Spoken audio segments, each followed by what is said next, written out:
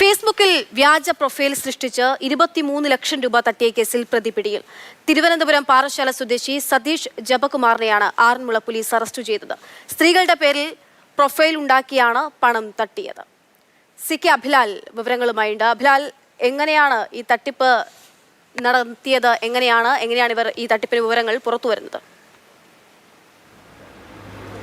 2019 സ്ത്രീയുടെ പേരിൽ വ്യാജ പ്രൊഫൈൽ സൃഷ്ടിച്ചുകൊണ്ട് കോഴഞ്ചേരി സ്വദേശിയായ മധ്യവയസ്കനുമായി ഇയാൾ സൗഹൃദം സ്ഥാപിക്കുന്നത്. വന്ദന കൃഷ്ണ എന്നുള്ള പേരിലായിരുന്നു പ്രൊഫൈൽ. സംസാരശേഷിയില്ലാത്ത യുവതി എന്ന് പരിചയപ്പെടുത്തി. ഒപ്പം തന്നെ യുവതിയുടെ അച്ഛൻ റിട്ടയേർഡ് SP വാസുദേവൻ നായർ എന്നുള്ള പേരിൽ വാട്സപ്പിലും ബന്ധം സ്ഥാപിച്ചു. തുടർന്ന് ഈ പരാതിക്കാരൻ്റെ പത്തനംതിട്ടയിലുള്ള വിദ്യാഭ്യാസ സ്ഥാപനത്തെ മദ്രാസ് സർവകലാശാലയുടെ സ്റ്റഡി സെൻ്ററായി ഉയർത്തിക്കൊടുക്കാമെന്നുള്ള വാഗ്ദാനം വാസുദേവൻ നായർ എന്നുള്ള തരത്തിലുള്ള റിട്ടയേർഡ് SP എന്നുള്ള പേരിൽ വാഗ്ദാനം നൽകുന്നു. തുടർന്ന് മദ്രാസ് സർവകലാശാലയുടെ പ്രതിനിധി എന്ന തലത്തിൽ പ്രതി തന്നെ പത്തനംതിട്ടയിലെത്തി ഇൻസ്പെക്ഷൻ നടത്തുകയും വേണ്ട ആവശ്യമായ രേഖകൾ സ്വീകരിച്ച് മടങ്ങുകയുമാണ് ഉണ്ടായത്. അങ്ങനെ 23 ലക്ഷം രൂപയാണ് തട്ടിപ്പിലൂടെ ഇയാൾ സ്വന്തമാക്കിയത്. തുടർന്ന് ഇയാളുമായി ബന്ധം സ്ഥാപിക്കാൻ കഴിയാതെ വരികയും തട്ടിപ്പാണ് എന്നുള്ള സംശയത്തിൻ്റെ അടിസ്ഥാനത്തിൽ കോഴഞ്ചേരി സ്വദേശി ആറന്മുള പോലീസിൽ പരാതി നൽകുകയായിരുന്നു. തുടർന്ന് നടത്തിയ അന്വേഷണത്തിനൊടുവിലാണ് എറണാകുളത്തു നിന്നും ഇയാളെ പിടികൂടിയത്. കഴിഞ്ഞ 12 വർഷമായി സതീഷ് ജയകുമാറിന് പാറശാലയുമായി കാര്യമായ ബന്ധമില്ല എന്നുള്ളതാണ് പോലീസിൽ നിന്നും ലഭ്യമാകുന്ന വിവരം.